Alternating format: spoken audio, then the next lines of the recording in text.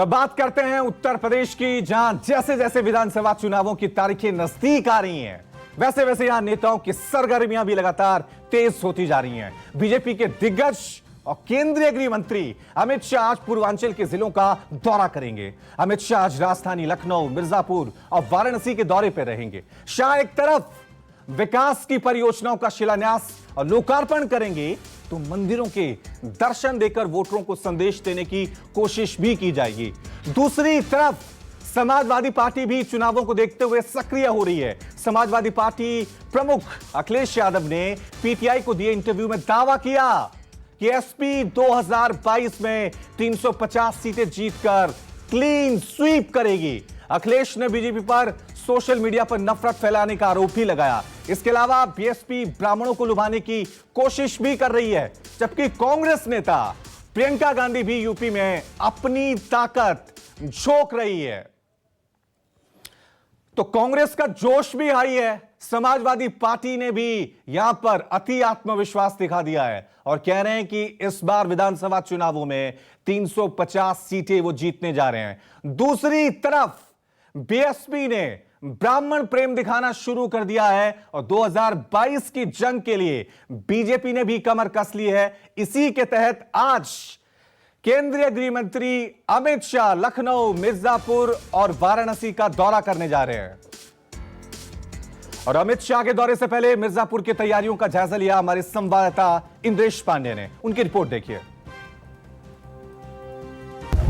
गृह मंत्री अमित शाह और उत्तर प्रदेश के मुख्यमंत्री योगी आदित्यनाथ आज मिर्जापुर आ रहे हैं और वो सबसे पहले मां विंध्यवासिनी का विंध्याचल में दर्शन पूजन करेंगे। उसके बाद गंगा आरती और गंगा पूजन का कार्यक्रम है। आप देख सकते हैं कि किस तरह से गंगा घाट पे तैयारियां पूर्ण कर ली गई हैं और ये वाटरप्रूफ टेंट का निर्माण कराया गया है, क्योंकि मौसम थोड़ा ख़राब है, जिसको देखते हुए तैयारियां काफ़ी पूर्ण कर ली गई हैं। भारत सरकार के गृह मंत्री अमित शाह और उत्तर प्रदेश के मुख्यमंत्री योगी आदित्यनाथ का आज मिर्जापुर में दौरा है।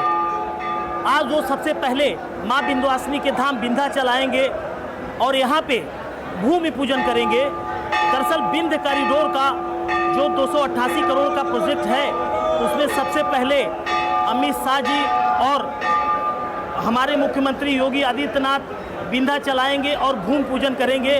उसके बाद यहाँ से जीआईसी ग्राउंड जाएंगे और वहाँ पे रोपवे का लोकार्पण और अन्य लोकार्पण करेंगे। तत्पश्चात बनारस के लिए रवाना हो जाएंगे। हम आपको दिखलाना चाहेंगे कि विंध्याचल में आप देख सकते हैं कि किस तरह से लोगों का हुजूम यहाँ पे उमड़ा हुआ है। भक्त दूर दूर से देश के कोने कोने से यहाँ आते हैं और अपनी मनोकामनाओं की पूर्ण होने के लिए मां से मन्नतें मांगते हैं। इंद्रेश पांडे, न्यूज़ 24, मिर्जापुर। तो केंद्रीय गृह मंत्री अमित शाह के इस दौरे के मायने क्या? मिर्जापुर जाएंगे, विंध्यवासिनी मंदिर में दर्शन करेंगे, कॉरिडोर का शिलान्यास वहां पर किया जाएगा। इस मुद्दे पर बातचीत करने के लिए हमारे साथ स्टूडियो में तमाम मेहमान मौजूद हैं। अनिला सिंह बीजेपी की तरफ से हैं, सुरेंद्र राजपूत कांग्रेस के प्रतिनिधित्व करेंगे, साथ में डॉक्टर अजीज खान समाजवादी पार्टी की तरफ से होंगे और सतीश प्रकाश बीएसपी के नेता इस चर्चा में हमारे साथ जुड़ेंगे। और साथ में नोएडा से हमारे वरिष्ठ सहयोगी राजीव रंजन और मानस श्रीवास्तव लखनऊ से हमें लगातार एक एक अपडेट देंगे। सबसे पहले मानस, मैं आपका रुख करूंगा। मानस, आज केंद्रीय गृह मंत्री अमित शाह का यह दौरा है, सबसे पहले कार्यक्रम बताएं, आज क्या क्या उनके कार्यक्रम है और क्या मायने हैं इसके?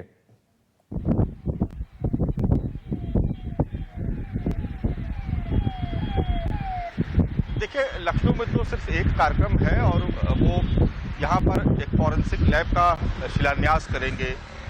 स्टेट फॉरेंसिक लैब यहाँ पर लखनऊ में उसका निर्माण प्रस्तावित था, तो आएंगे करीब 11 बजे के आसपास पहुँचेंगे और सीधे वहाँ पर शिलान्यास करेंगे। उसके बाद कल्याण सिंह से मिलने के लिए, जो कि बहुत बीमार चल रहे हैं, काफ़ी दिनों से पीजीआई में भर्ती है, उनसे मुलाकात करेंगे।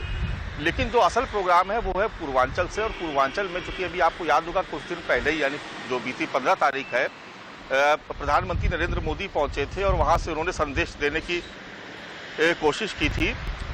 अब वो आज अमित शाह वहां पर पहुंच रहे हैं और कह सकते हैं कि पूर्वांचल से संदेश देने की कोशिश है, या इसको इस तरीके से समझा जाए कि जो उत्तर प्रदेश में चुनावी बिगुल फूका जा रहा है बीजेपी की तरफ से, तो जो पहला सेंटर चुना गया, जो केंद्र चुना गया है, वो पूर्वांचल को चुना गया है। प्रधानमंत्री के बाद अमित शाह का दौरा निश्चित तौर पर उसके अपने सियासी माने हैं। मिर्जापुर में जाएंगे, विंध्य कॉरिडोर जो बहुत महत्वाकांक्षी योजना है उसका वहां पर उसका शिलान्यास करेंगे, उसकी शुरुआत करेंगे और दर्शन पूजन करने के बाद सीधे काशी जाएंगे। काशी चूंकि प्रधानमंत्री का क्षेत्र है, वहां पर उनकी मौजूदगी के भी अपने मायने हैं।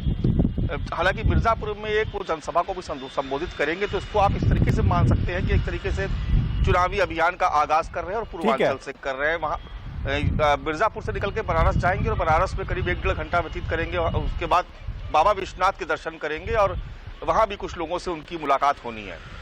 ठीक है मानस, तो ये पूरा कार्यक्रम है आज केंद्रीय गृह मंत्री अमित शाह का। आज वो पूर्वांचल के दौरे पे हैं, लेकिन बड़ा सवाल क्या है कि इसके मायने क्या हैं, क्योंकि 2022 में विधानसभा चुनाव होने जा रहे हैं। आज अमित शाह पूर्वांचल की धरती से क्या संदेश अपने वोटरों को देने जा रहे हैं? राजीव रंजन भी हमारे साथ बने हुए हैं, हमारे वरिष्ठ योगी। राजीव, पूर्वांचल की जमीन से आज अमित शाह बिगुल फूंकने जा रहे हैं।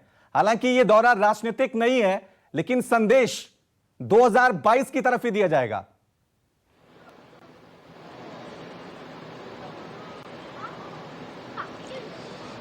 दौरा राजनीतिक भले ना हो, लेकिन रवि इसमें बड़े राजनीतिक संदेश छुपे हुए हैं। अगर पूर्वांचल में आप देखें तो 2 बड़े मंदिर, 2 तीर्थ, जिसको एक शक्तिपीठ विंध्यवासिनी देवी का मंदिर है और दूसरा काशी विश्वनाथ का मंदिर है।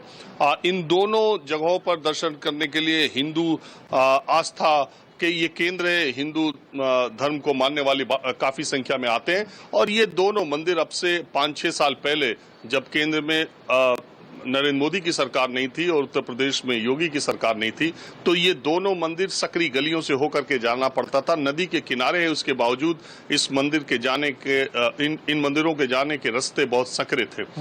एक काशी विश्वनाथ कॉरिडोर प्रोजेक्ट बनाया गया, जो कि बहुत ही महत्वाकांक्षी प्रोजेक्ट है। तमाम विवाद हुए, तमाम चीजें हुई और अब 80% बनकर के वो तैयार है। प्रधानमंत्री नरेंद्र मोदी अपने को शिव का उपासक भी कहते हैं। आपने देखा 2019 के चुनाव के समय कैसे केदारनाथ गए थे।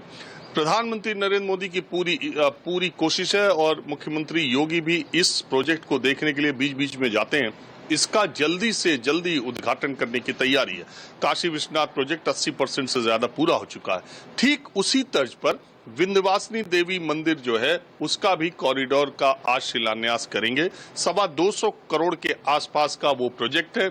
उसको भी नदी से किनारे तक पूरा खाली करा करके उसी तरह से भव्य बनाने की तैयारी बीजेपी की है, ताकि जब कोई ये कहे कि आखिर बीजेपी के शासनकाल में क्या बदला, तो ये दिखाया जाए कि काशी विश्वनाथ कॉरिडोर कैसे बदला और कैसा भव्य हुआ। और आप यकीन मानिए, जब उसका उद्घाटन होगा तो उसको किस तरीके से बीजेपी पेश करेगी। इसी तरह विंध्याचल देवी का है। और इन दोनों महत्वपूर्ण जगहों पर अमित शाह जा रहे हैं। उसका एक जगह शिलान्यास करेंगे, दूसरी जगह दर्शन करेंगे और साथ ही साथ ये जायजा भी लेंगे कि काम कितनी तेजी से हो रहा है। मिर्जापुर में अगर आज वो मौसम ठीक रहा, हालांकि उधर बता रहे हैं ठीक है, मौसम ठीक रहा, तो जो जनसभा करेंगे उसमें अमित शाह ऐसी बातें बोलेंगे कि देर शाम तक आपको पता चल जाएगा कि इन 2 जो प्रोजेक्ट है उसका मंतव्य भारतीय जनता पार्टी के आने वाले चुनाव में किस तरीके का है। बिल्कुल, ये यहां से आज जो अमित शाह संदेश देने जा रहे हैं वो क्या होगा, किस तरह से यूपी में बीजेपी अपनी राजनीति की दिशा तय करने जा रही है, यह बहुत महत्वपूर्ण है आज का दौरा। हमारे साथ बीजेपी की तरफ से अनिला सिंह भी बनी हुई है। अनिला सिंह, आपसे मैं जानना चाहूंगा, आज पूर्वांचल की दौरे पर हैं अमित शाह और विंध्यवासिनी मां के दर्शन करेंगे, काशी विश्वनाथ जाएंगे। ये भक्ति है या राजनीतिक हित साधने की कोशिश आज की जा रही है? आप जैसे जिसका नजरिया है वो वैसे ही उसी चश्मे से देखिएगा ना। तो जिसको अपने राजनीति उसमें ढूंढनी है, बिल्कुल राजनीति ढूंढिए। जिसको आस्था ढूंढनी है वो आस्था देखिए, जिसको विकास देखना है वो विकास देखिए। भारतीय जनता पार्टी और उत्तर प्रदेश की जनता इसको आस्था और विकास से जोड़ती है। और बाकी लोग जिस नजरिए से उसको देखना चाहते हैं, आकलन करना चाहते हैं, उनको स्वतंत्रता है। जो अमित शाह जी हमारे बड़े लीडर हैं और हमेशा विकास के चाहे कार्य हो, चाहे वो कार्यकर्ताओं से बात करना हो, उनको चैनलाइज और एनर्जाइज करना हो, उनकी लीडरशिप में बहुत सारे काम होते हैं। हम तो उसको इसी नजर से देखते हैं। लेकिन क्या बीजेपी का जो एजेंडा होगा 2022 में, राम मंदिर, विंध्यावासिनी कॉरिडोर, वाराणसी, क्या यही रहने वाला है या विकास को प्राथमिकता पहले देगी बीजेपी? देखिए, ऐसा है कि हमेशा भारतीय जनता पार्टी ने अपना रुख स्पष्ट रखा है। जो लोग ये कहते हैं कि भाई अगर आपको विकास करना है तो आस्था की बात मत करो, तो हम बिल्कुल इससे सहमति नहीं रखते। हम विकास भी करते हैं और अपनी आस्था के सामने नमन भी करते हैं। तो सीधी सी बात है, आस्था अपनी जगह रहेगी, विकास के मुद्दे अपनी जगह रहेंगे। आपको लगता है कि 25 करोड़ की आबादी वाले उत्तर प्रदेश में केवल और केवल मंदिरों के आधार पर कोई भी राजनीतिक दल सत्ता में रह जाएगा और मजबूती से रह जाएगा? और 3 बार यहाँ की जनता ने हमको हैट्रिक करके लेकर आए, 14, 17, 19।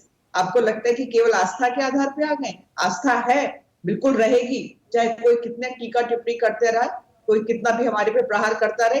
हाँ, बिल्कुल गर्व से हम कहते हैं कि रामलला मंदिर की जो लड़ाई, जो जंग जो चली, उसमें हमारे कार्यकर्ताओं ने पूरा साथ दिया। हमारे बड़े बड़े नेताओं के ऊपर मुकदमे लगे, समाजवादी पार्टी, बीएसपी, कांग्रेस, ये बता दें किसी इनके नेता पे मुकदमे लगे क्या? जेल गए क्या? कार सेवक के रूप में काम किया क्या? नहीं किया ना। हमने किया तो हम बोलेंगे बिल्कुल। और विकास के सारे कार्य हैं। आप पूर्वांचल की बात कर लीजिए, एक नहीं 10 काम मैं आपको बैठे बैठे गिना देती हूँ किस प्रकार से कार्य पूर्वांचल में हुआ है।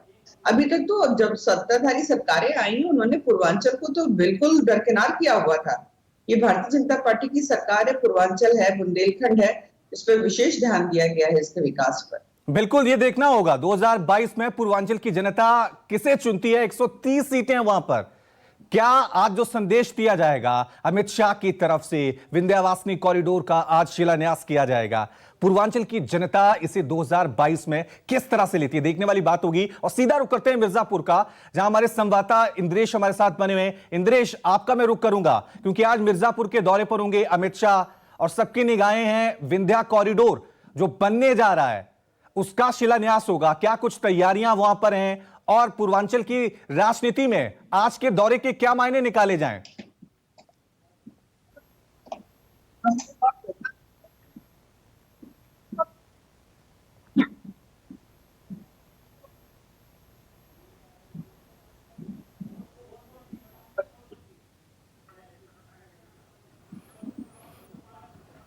इंद्रेश, क्या अब तक मेरी आवाज पहुंच रही है? बिल्कुल बिल्कुल मिल रही है आवाज। चलिए ठीक है इंद्रेश, हम आपसे दोबारा संपर्क साधने की कोशिश करेंगे। हमारे साथ तमाम मेहमान भी बने हुए हैं। डॉक्टर अजीज खान, अनिला जी तो कह रही हैं कि हम आस्था के साथ भी जाएंगे और विकास के साथ भी जाएंगे।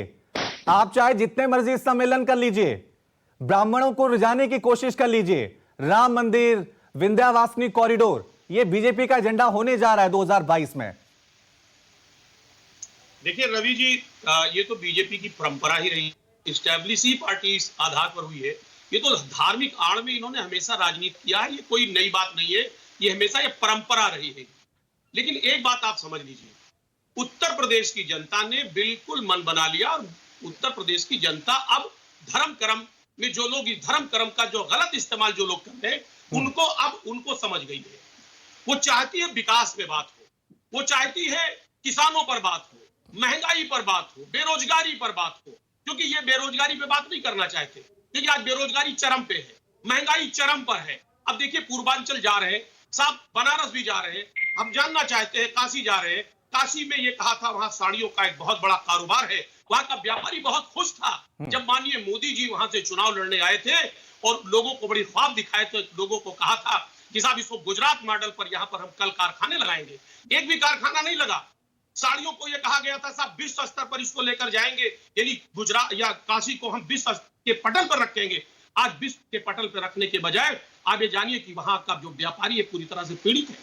जीएसटी और नोटबंदी में व्यापारी सड़क पर आ गया। कहने का मकसद ये है कि काम के नाम पर शून्य है आप, और काम बताने के बजाय आप जिस तरीके से आप धर्म के आड़ में राजनीति करने का प्रयास कर रहे हैं, अब यहाँ की जनता माफ नहीं करेगी। रही बात कोरोना की, कोरोना में इतनी मौतें हुई, अजीज साहब, माननीय मोदी, अजीज साहब, मेरी बात, अजीज साहब, आप कह रहे हैं कि बीजेपी धर्म के नाम पे जा रही है, तो ये जो समाजवादी पार्टी सम्मेलन करने जा रही है ब्राह्मणों का, इससे क्या संदेश चाहेगा? देखिए एक बात रवि भाई समझिए, देखिए सम्मेलन करने का मतलब हम धर्म की बात नहीं करना चाहते हैं, हम चाहते हैं सभी समाज, सभी लोगों में इनके कारनामों को उजागर किया जाए, क्योंकि ये श्वेत पत्र जारी करे बीजेपी, बताए अपने कामों को, क्योंकि 2017 में जो उन्होंने उत्तर प्रदेश में वादा किया था, 2014 में जो इन्होंने पूरे देश में वादा किया था, उस काले कारनामों को हम उजागर करना चाहते हैं। हम चाहते हैं समाज में जाकर के, लोगों के बीच में जाकर के इनके बारे में बताया जाए, लोग जाने इन्होंने वादा क्या किया था और काम क्या किया। आज काम के नाम पर इनके पास कुछ नहीं है, बताने के लिए इनके पास कुछ नहीं है। ये जरा बताएं कि साहब आज पेट्रोल 100 के पार चला गया, खाने का तेल जो आम लोगों से जुड़ा हुआ है वो 200 के पार चला गया। ये कैसे तय होगा? ये कैसे देश की जनता कहीं ना कहीं इन सारी चीजों को देख रही है? आज किसान चौराहे पर है, सड़कों पर है, मारा जा रहा है, 500 मौतें हो गई हैं, उनका कोई सुनने वाला नहीं है। कहने का मकसद सिर्फ ये है कि जिस तरीके से ये ढोंग किया जा रहा है, कहीं ना कहीं प्रदेश की जनता, देश की जनता अपने आप में ठगा महसूस कर रही है। बिल्कुल बिल्कुल, ये देखना होगा यहां पर कि आप ब्राह्मण सम्मेलन कर रहे हैं, बीजेपी मंदिरों के उद्घाटन और शिलान्यास वहां पर कर रही है, विकास कहां रह गया? ये अपने आप में बड़ा मुद्दा है। यूपी में जब 2022 में विधानसभा चुनाव होंगे तो विकास आगे होगा, आस्था आगे होगी, जातिवाद आगे होगा, ये देखने वाली बात होगी। इंद्रेश, उनसे हमारा संपर्क दोबारा हो गया। इंद्रेश, आपसे मैं जानना चाहूंगा, पूर्वांचल की धरती पर आज केंद्रीय गृह मंत्री अमित शाह का दौरा है, क्या मायने निकाले जाएं? पूर्वांचल की जनता आस्था और विकास को किस तरह से देख रही है?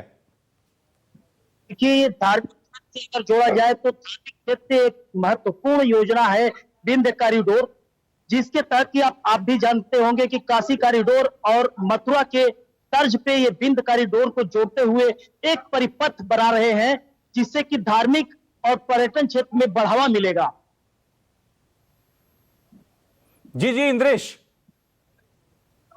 जी, और साथ में आज गृह मंत्री अमित शाह जी का और मुख्यमंत्री योगी आदित्यनाथ जी का यहाँ पे जनसभा भी है, और वो यहाँ पे विंध्य कॉरिडोर का भूमि पूजन करेंगे और रोपवे का लोकार्पण करेंगे। यह पूर्वांचल का पहला रोपवे। कितने बजे ये कार्यक्रम शुरू हो जाएगा? इंद्रेश जरा बताएं पूरा कार्यक्रम। यहाँ पे हम देख रहे हैं आपके पीछे मंच भी काफी सजा हुआ है।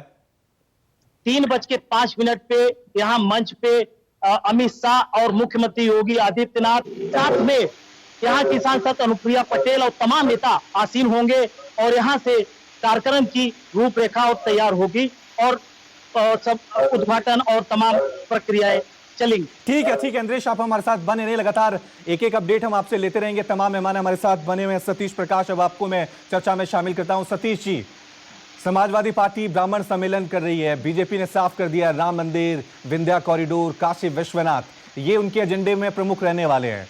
आप इस बार विधानसभा चुनावों में कैसे जाएंगे? कोशिश तो आप भी कर रहे हैं ब्राह्मण वोटरों को रिझाने की, तो ये माने जो उत्तर प्रदेश में चुनाव होता है हर बार जाति पे, धर्म के नाम पर, 2022 में भी क्या यही दिशा रहेंगी सभी पार्टियों की?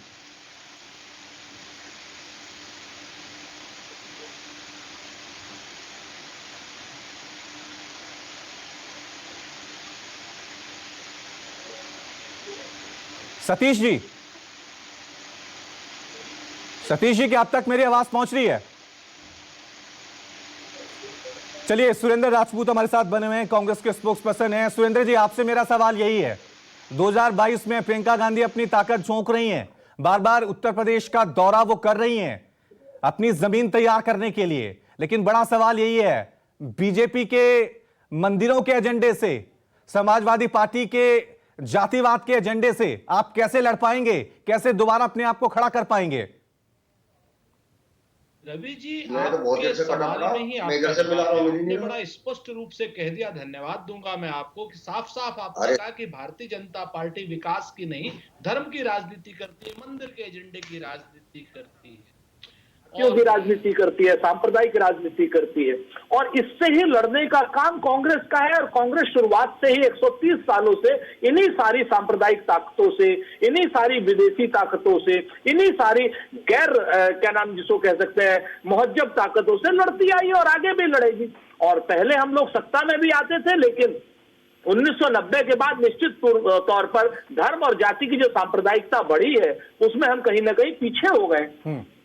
यहां पर अगर आप देखेंगे तो श्रीमती प्रियंका गांधी जी के नेतृत्व में पिछले लगातार 3 सालों से उत्तर प्रदेश में लगातार हम जनता के मुद्दों पर, मिर्जापुर की बगल में ही उम्भा की घटना हुई, उम्भा का नरसंहार हुआ, आपके सामने है कि अमित शाह उन उम्भा के शहीदों को जाकर के श्रद्धांजलि नहीं दे सकते?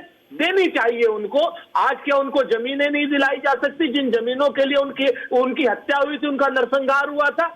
उसके बाद अगर आप देखेंगे गंगा मैया की आरती करेंगे, वो गंगा मैया ये जरूर पूछेगी ना कि क्या मैं साफ हो गई हूं?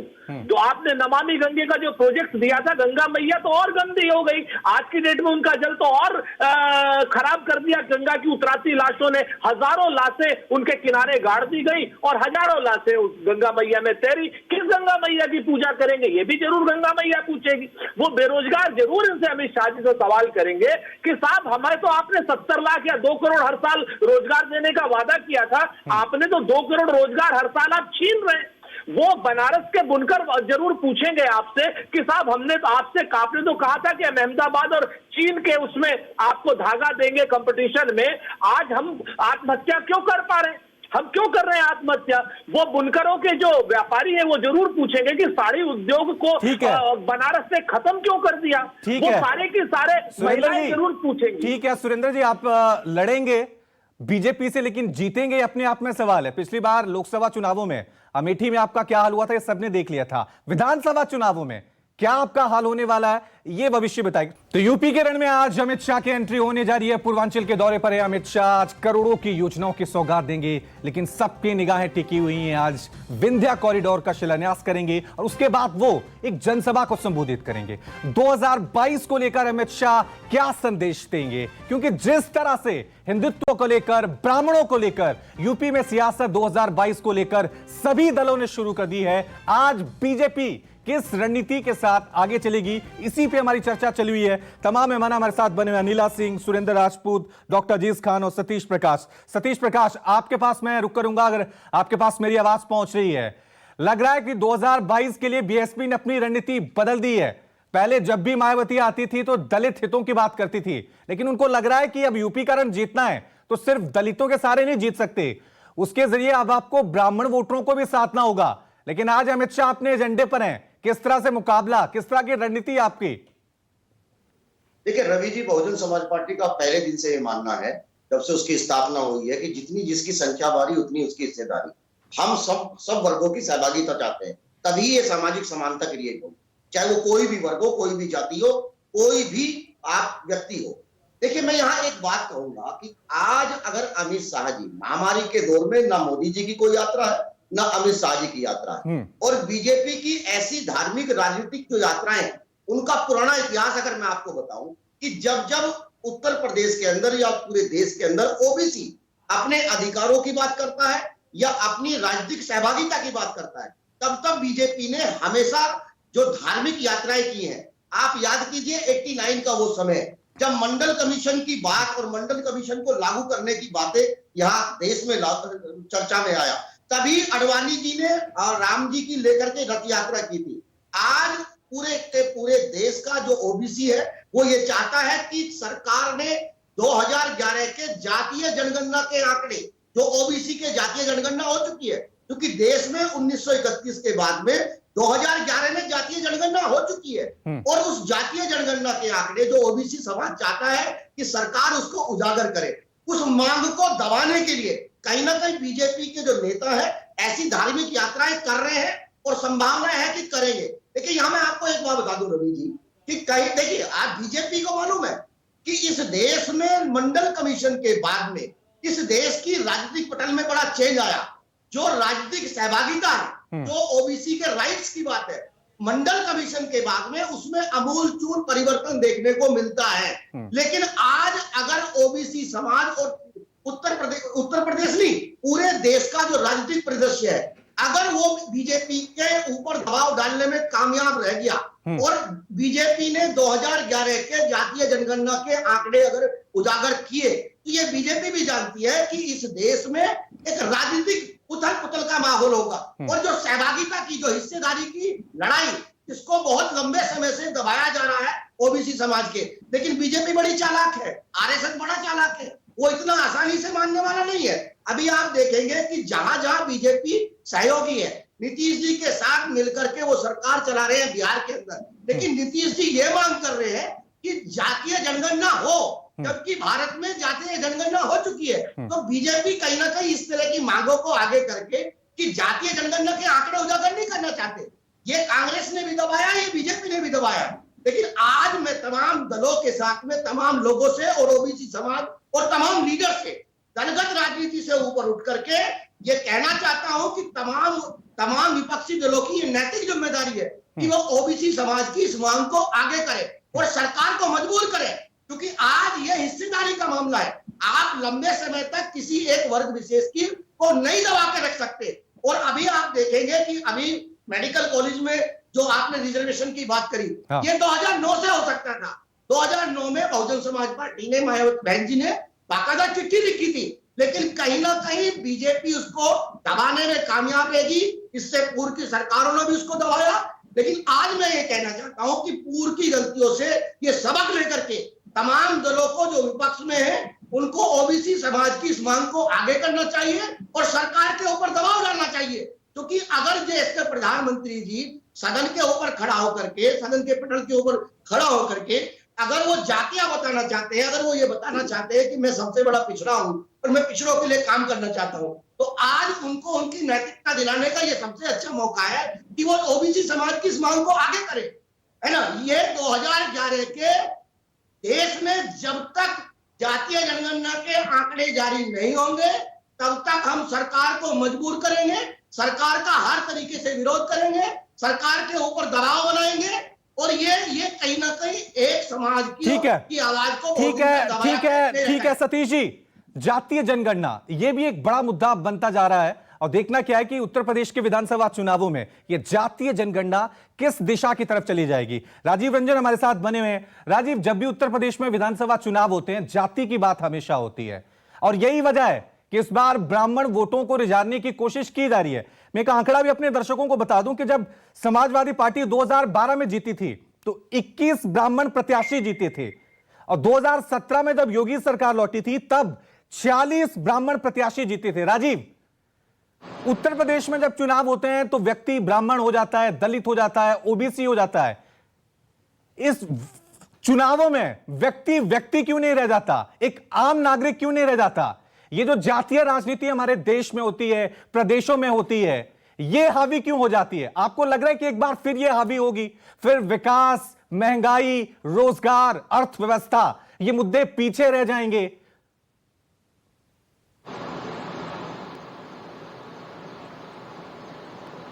देखिए रवि, भारतीय राजनीति में जाति एक जो है हकीकत है और कड़वी हकीकत है और ये कोई भी पार्टी इसमें इधर उधर बात नहीं कर सकती। अभी कर्नाटक में जब आपको येदियुरप्पा को हटाना था तो आपने लिंगायत समुदाय के ही अभी कुछ ही दिनों पहले आपके पार्टी में कुछ साल पहले आए व्यक्ति को आपको मुख्यमंत्री बनाना पड़ा। तो ऐसी बात कोई पार्टी करे ये संभव नहीं है। दूसरी बात मैं कह रहा हूं, आप खेल को भी अच्छी तरह समझते हैं रवि। जब ऑस्ट्रेलिया में भारत की क्रिकेट टीम जाती है या विदेशी टीम जाती है, गाबा की पिच उछाल वाली और तेज बनाते हैं। जब हिंदुस्तान में कोई टीम आती है क्रिकेट की तब वो स्पिनर्स के मुफीद पिच बनाते हैं। जिसका घरेलू मैदान होता है वो पिच अपने मुताबिक बनाता है। भारतीय जनता पार्टी की उत्तर प्रदेश में सरकार है, केंद्र में सरकार है, उत्तर प्रदेश जीतना उसके लिए बहुत जरूरी है, नहीं तो दिल्ली पर खतरा मंडराएगा। इसलिए वो पिच ऐसी ही बना रहा है। अगर बैट्समैन वीवीएस लक्ष्मण की तरह हो, सचिन तेंदुलकर की तरह हो तो वो गाबा में भी शतक लगाता है और गिलक्रिस्ट और एलन बॉर्डर की तरह हो तो वो कानपुर और यहाँ की जो स्पिनर के लिए मुफीद पिच है इंडिया की, वहां भी आके शतक मारता है। तो ये पिच बनाने की बात है। बीजेपी चुनाव के समय अपने मुफीद पिच बना रही है, अपने मुफीद बातें जो उसने कही है, जो दिखा सकते हैं। आपको मालूम होगा हिंदूवादी संगठन एक समय किस तरह का नारा देते थे, अभी तो अयोध्या तो झांकी है, काशी मथुरा बाकी है। तो ये वो अब कहने के लिए अब इस तरह का हो गए कि अयोध्या तो हमको मिल गया, बिना अदालत में गए काशी कॉरिडोर बनवा दिया। ये मोदी और योगी के बस की ही बात है। विंध्याचल देवी के इतने सालों से, सैकड़ों सालों से विंध्याचल देवी किस तरीके से बीच में अटी फंसी पड़ी थी, उनका मंदिर जाने के लिए कितनी दिक्कत थी। कॉरिडोर बनवाने वाले हम हैं, जो मंदिरों में ताकते नहीं थे, जो झांकते नहीं थे, वो फूल अब डालने लगे, वो श्रद्धा सुमन अर्पित करने लगे। ये हमारी वजह से हुआ। बीजेपी की पिच है हिंदुत्व, और उस पर वो लड़ने की पूरी कोशिश करेगी, और दूसरी पार्टियां उसको जवाब देने के लिए अपने तरफ से जो मोहरे चल सकती हैं, जिसका जैसा जातीय समीकरण से हो या जिस भी समीकरण से उसकी काट खोज सकते हो वो खोजेंगे। सियासत संभावनाओं का खेल है, दोनों तरफ से पॉसिबिलिटीज से अपने अपने मोहरे शहमात का खेल खेलते रहेंगे। अब जनता को यह तय करना है कि 2022 में जब मार्च में इलेक्शन का रिजल्ट डिक्लेयर होगा तो वो किसका साथ देती है और कौन चीज भारी पड़ती है। ठीक है, मानस भी हमारे साथ बने हुए हैं लखनऊ से। मानस, आपसे मेरा सवाल यही है, सियासत संभावनाओं का खेल है। बीजेपी ने अपनी पिच या जमीन जो है वो तैयार वहां पे कर ली है। उन्होंने साफ कर दिया है, राम मंदिर, विंध्यावासिनी कॉरिडोर, धर्म, ओबीसी को भी आरक्षण दे दिया है। ये मुख्य एजेंडा रहने वाले हैं। लेकिन बड़ा सवाल यही है कि 2022 में जब जनता वोट डालने जाएगी तो क्या उनको कोरोना याद होगा, क्या उनको अस्पतालों की याद आएगी, रोजगार की याद आएगी? ये मुद्दे रहेंगे या फिर से ये मुद्दे हावी हो जाएंगे?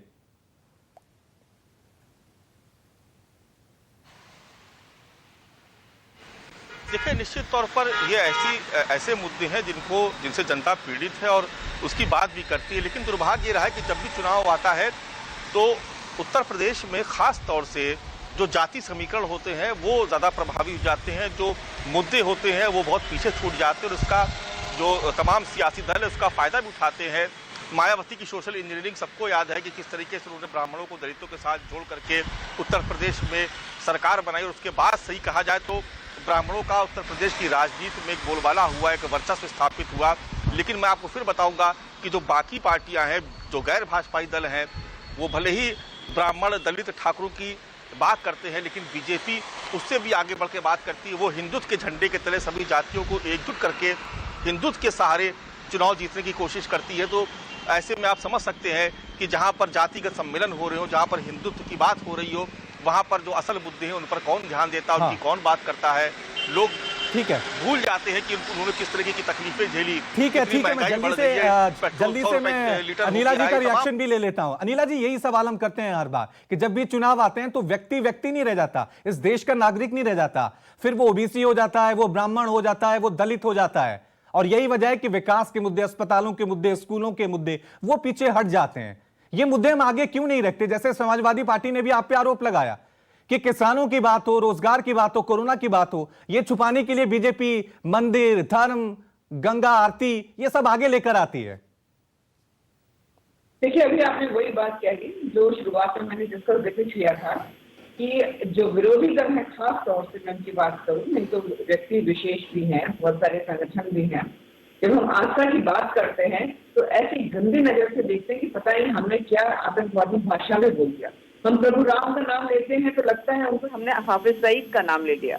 यहाँ पर ऐसे राजनीतिक दल भी हैं उत्तर प्रदेश में जो आतंकवादियों का मुकदमा लड़ते हैं, उनके ऊपर से मुकदमा वापस ले लिए जाए, उसकी पूरी एक मुहिम चलाते हैं। तो सीधी सी बात है, मैं बिल्कुल आपके चैनल पर कहती हूँ कि हमारी आस्था है, और कोई भी मजदूर से लेके उद्योगपति भी, कोई नौकरी, प्राथमिकता क्या रहेगी, विकास या आस्था? बोलने दीजिए। प्राथमिकता क्या रहेगी बीजेपी की? साहब, आप 35 मिनट के बाद दोबारा मेरे पास आए हैं तो 35 सेकंड दे दीजिए, बीच में इंटरजेक्ट मत करिए। मैं उत्तर दे रही हूँ। आप कह रहे हैं ना आस्था के आधार पे आप चुनाव में जाएंगे। आस्था है, आस्था थी, है और रहेगी। घर से कोई निकलता है काम के लिए, सबसे पहले अपने प्रभु, अपने इष्ट को प्रणाम करता है, नमन करता है, आशीर्वाद लेता है, फिर अपने काम पे निकलता है। हम आशीर्वाद लेना बंद कर दें केवल इसलिए कि अगर हम जब धर्म के विषय में कोई बात करते हैं तो दूसरों बुरा लगता है। जब कोरोना में आपातकाल आया था, कोरोना में जब आपातकाल आया था तो क्या सिर्फ आस्था से लोगों को इलाज मिल पाया था? अस्पतालों की कमी हुई थी। आज महंगाई आगे बढ़ गई है तो क्या वो सिर्फ आस्था से पीछे? ये भी तो सवाल होगा ना कि हम विकास के मुद्दों को आगे क्यों नहीं रख रहे हैं। मैं कह रहा हूँ विकास आगे क्यों नहीं होगा? मैं विकास के बारे में भी बोलूंगी, मैं अपनी आस्था के बारे में भी बोलूंगी। जब भी हम आस्था की बात करते हैं हमें गंदी नजरों से क्यों देखा जाता है, हमारे ऊपर प्रश्न क्यों उठाया जाता है? जैसे मैंने इंक्लूडेड विकास की बात करते हैं, बोलिए कहा कि विकास की मैं बात करूँ, पूर्वांचल के बारे में बताऊँ, गिरना शुरू करूँ। आज यहाँ पर अभी जिक्र किया, राजीव रंजन ने भी कहा यहाँ पर काशी की अगर हम बात करते हैं, मंदिर जाने के लिए कितनी दिक्कत होती थी, कॉरिडोर किसने बनाया? ठीक है। बुद्ध सर्किट कॉरिडोर कौन बना रहा है? कर्मैन का कौन बना रहा है? और अगर हम बात करते हैं तो पूर्वांचल एक्सप्रेसवे कौन बना रहा है? गोरखपुर लिंक एक्सप्रेसवे कौन बना रहा है? बुंदेलखंड एक्सप्रेसवे कौन बना रहा है? गंगा एक्सप्रेसवे कौन बना रहा है? हजारों करोड़ का इन्वेस्टमेंट करके डेवलपमेंट हो रहा है साहब। ठीक है, हमारे पास थोड़ी सी समय की कमी है। सुन लीजिए रवि जी, समय की कमी, अनिला जी मुझे आपको रोकना होगा, लेकिन बड़ा सवाल यही है यूपी विधानसभा चुनाव में जब आगे तमाम पार्टियां अपना पक्ष रखेंगी, क्या विकास आगे होगा? हमारे प्रदेश के स्कूल, अस्पताल, रोजगार, ये मुद्दे आगे रहेंगे, आस्था आगे रही। क्या आस्था अब राजनीतिक पार्टियों का मुख्य एजेंडा रह गया? ये भी देखने वाली बात है। नमस्कार, मैं हूं मानक गुप्ता। अगर आपको हमारा ये वीडियो पसंद आया हो तो इसे लाइक और शेयर जरूर करें, और हां, हमें सब्सक्राइब और फॉलो करना ना भूलें ताकि आप देश और दुनिया की कोई खबर मिस ना करें। तो जुड़े रहिए हमारे साथ और देखते रहिए न्यूज़ 24।